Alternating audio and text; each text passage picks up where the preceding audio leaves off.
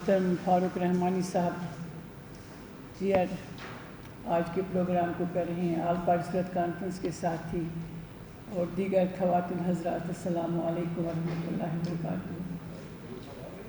मुझसे 12 सवाल पूछा गया है कि आप 15 अगस्त क्यों मनाते हैं। एक एहतिजाज है, उसको रिकॉर्ड कराते हैं, कहीं पर आप अपना एहतिजाज लिख के भेजते हैं, कभी कभार आप डिमॉन्स्ट्रेशन करते हैं, लेकिन मुसलसल क्यों कर रहे हैं। तो मेरा जवाब होता था कि हिंदुस्तान मुसलसल जब ब्रिटिश इंडिया तकसीम हो जाता है तो वो मार्ज़ वजूद में आने के बाद वो क्यों बार बार यौम आज़ादी मनाता है, जबकि उसने किसी का हक़ गस्ब किया था। तो इससे ये हक़ हासिल नहीं कि वो एक हाथ से आज़ादी के लिए जद्दोजहद करने के लिए ये डिमांड करे कि हम आज़ाद हो गए, और दूसरी तरह उन्होंने मकबूजा रियासत के आवाम को तमाम हुकूक़ के साथ न सिर्फ उनके हकूक़ गस्ब किए बल्कि उन्हें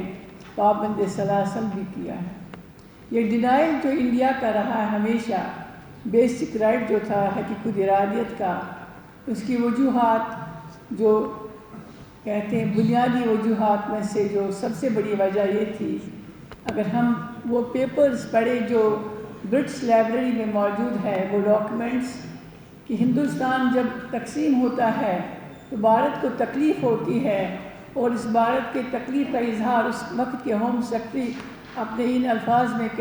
करते हैं कि हमारे सीने पर लकीर खींची गई। तो ये नफ़रत जो है, या आग जो है, यह हमारे दिलों में बरसा बरस तक रहेगी, और इसीलिए हम नहीं चाहते हैं कि पाकिस्तान तरक्की करे, पाकिस्तान फले फूले, और पाकिस्तान को ज़ख्म पहुँचाने के लिए उन्होंने हर हरबा इस्तेमाल करना है, और हम करते रहें। जो हमने देखा है 78 साल हो गए हैं कि भारत पाकिस्तान पर कभी न कभी और किसी न किसी तरीके से, खुसूसन रियासत जम्मू कश्मीर के आवाम को तकलीफ़ में डालकर हुकूक़ गस्ब करना अलग बात है, लेकिन ज़िंदगी छीन लेना सबसे बड़ी तकलीफ़ दे बात है। जहाँ कोई भी हक़ न हो, जहाँ तमाम आबादी को पाबंद सलासल किया गया हो, जहाँ लिखने पर बोलने पर पाबंदी थी, लेकिन उन ऑथर्स और उन राइटर्स और उन पब्लिशर्स को भी गिरफ़्तार करने की धमकियाँ मिल रही हैं जिन्होंने वो हालात डॉक्यूमेंट किए हैं, या तो मुल्क बदर हो गए हैं, या अब जो बच्चे खच्चे हैं उनको वहाँ से निकलना पड़ रहा है। तो इसीलिए हम भारत को यौम सियाह इसलिए मनाते हैं कि हम उनको बार बार याद दहानी कराते। हर रोज़ हम यौम सियाह मनाते हैं, चाहे वो 15 अगस्त हो, 26 जनवरी हो, 13 जुलाई हो, चाहे वो 5 अगस्त हो, हम हर बार 27 अक्टूबर हो, बार बार हम यकीन दहानी करा रहे हैं भारत को कि आपने हमारा जायज़ हक़, जो हक़ आपने तस्लीम किया है, ये कैसी हुकूमत है, जमहूरियत है जिसका आप दावा कर रहे हैं, जिसके प्राइम मिनिस्टर ने कश्मीरियों के साथ वादा किया है, जिसने इंटरनेशनल एग्रीमेंट्स किए हैं, जिस एग्रीमेंट के तहत 2 करारदादों की, यूनाइटेड नेशंस की 2 करारदादों के तहत ये कहा गया है कि सीज़ फायर होगा, प्लेबिसिट होगा, डिमिलिटराइजेशन होगा, और कश्मीरी अपने हक़ के लिए वोट डालेंगे। यह आज तक क्यों नहीं हुआ। असल में इस ममलकत खुदादाद को तकलीफ़ पहुँचाने के लिए वो रास्ता, वो अल्लाह का इस्तेमाल किया गया है जिसे मकबूजा जम्मू कश्मीर कहा जाता है, जिसका पानी हमेशा हम कहते आ रहे हैं कि इस ज़मीन को शादाब रखने के लिए कश्मीर के दरियाओं का रुख यहाँ की तरफ है। ये जोग्राफी नेचुरल एक तकसीम थी जो अल्लाह ने कर दी थी, लेकिन भारत ज़बरदस्ती न सिर्फ पानी रोकने की जाहिरात कर रहा है, बल्कि वहाँ के लोगों को इसके ख़िलाफ़ आवाज़ उठाने, अपने हुकूक़ के लिए आवाज़ उठाने पर उन्होंने कश्मीरियों के साथ जो जुल्म किया है, तो जुल्म की रुदाद सुनने के लिए तो घंटों क्या महीने चाहे जेलों में बंद हमारी आला क़यादत, जिनकी सेहत गिर चुकी है, जिन्हें सुनवाई नहीं है, जिन्हें टेलीफोनिक राब्ता है अपने ख़ानदान के साथ, फ़िज़िकली नहीं मिल सकते हैं, चाहे मसरत आलम साहब हों, शबीर शाह साहब हों, यासिर मलिक साहब हों,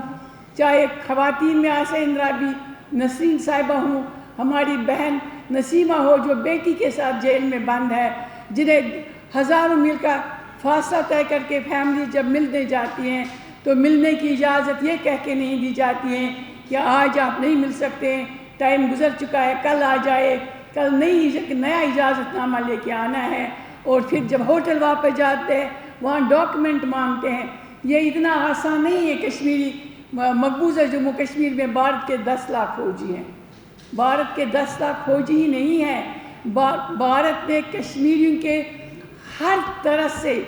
جہاں سے ان کو راستہ ملتا ہے وہ ان کو تکلیف پہنچانے میں، چاہے قتل غارت ہے جو نظر آیا ہے، جو ٹارچر کیا جاتا ہے خواتین کو۔ ہم یہ نہیں روتے ہیں کہ ہماری بیوہ ہاف ڈوز ہے، ہماری یتیم ہے جن کی کوئی سنوائی نہیں، کوئی ان کا خیال نہیں رکھ سکتے ہیں۔ کوئی انٹرنیشنل کہا جاتا ہے کشمیر ایشو جو ہے، یہ قضیہ جو ہے یہ انٹرنیشنل قضیہ ہے۔ ہندوستان چاہتا تھا اس کو گھر واپس لے کے ڈومیسٹک اور نیشنل ایشو بنائے، لیکن اللہ نے اپنا نظام چلایا، انٹرنیشنلائز ہو گیا۔ لیکن یہ کیسا قضیہ ہے جس کے لیے کوئی انٹرنیشنل ادارہ کشمیری عوام خصوصاً بچوں اور خواتین کی مدد کے لیے نہیں آئے۔ نواں کا ریلیف سینٹر بن گیا، ورنہ ریہیبلیٹیشن ہو رہی ہے، نواں لوگوں کو ریلیف ملتا ہے۔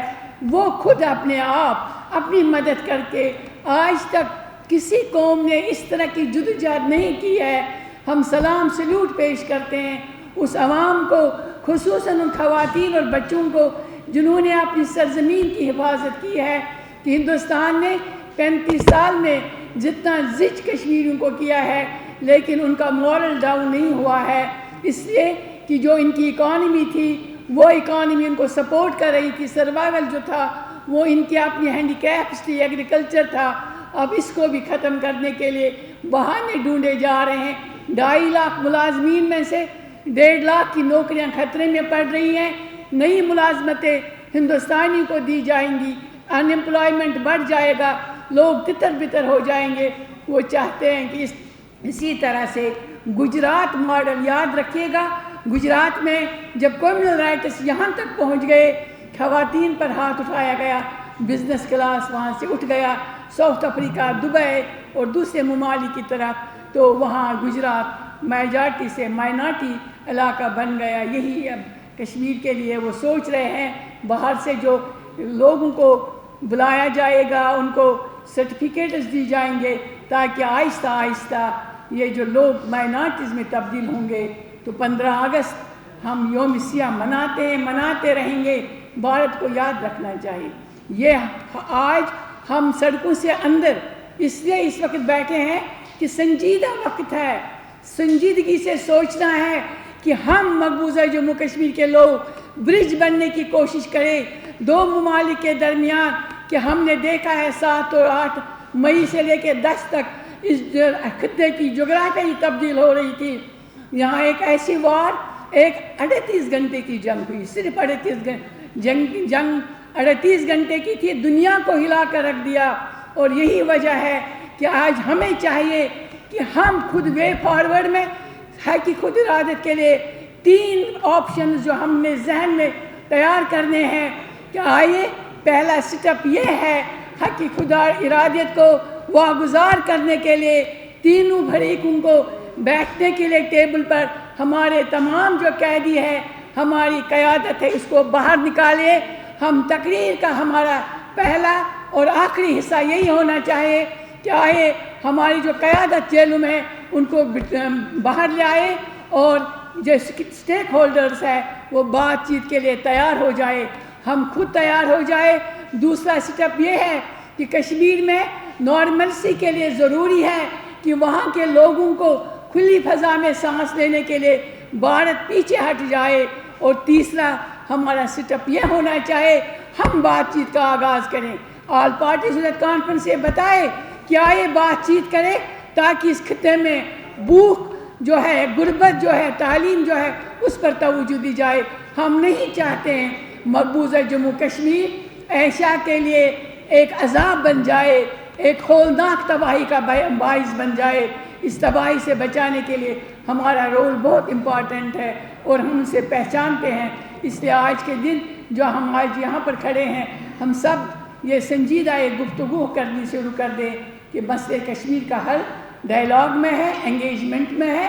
مل کر بیٹھنے میں ہے، اور اس کے لیے پہلی شرط ہے ہماری قیادت کو جیلوں سے باہر لائے۔ وآخر دعوانا الحمدللہ رب العالمین۔